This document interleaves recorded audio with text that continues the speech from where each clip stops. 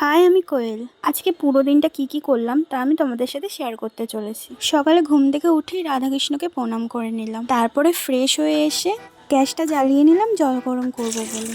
হ্যাঁ, জলটা আমি গরম করছি কারণ চিয়া সিডটা ভেজানো ছিল, ওটা খাবো বলে। সকালে উঠে চিয়া সিডটা খেতে আমার ভালোই লাগে।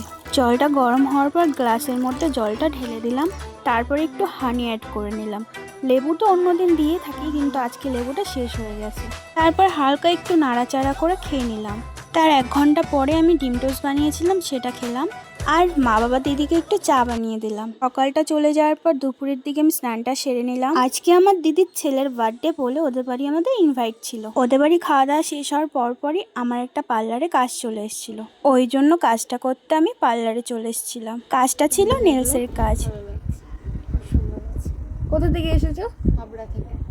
অনেকটা দূর থেকে এসেছে। তো তোমরা ওনাদের মুখেই শুনতে পারলে আমার নেলসের কাজটা ওনাদের কেমন লাগলো। আর ওরা এসেছিলো অনেকটাই দূর থেকে। তারপরে কাজটা শেষ করে আমি ভাই আর আমার জন্য পিৎজা অর্ডার দিয়েছিলাম। আজকের জন্য এইটুকুই। ভিডিওটা আমি এখানে শেষ করলাম। ভালো লাগলে একটা লাইক করে দিও।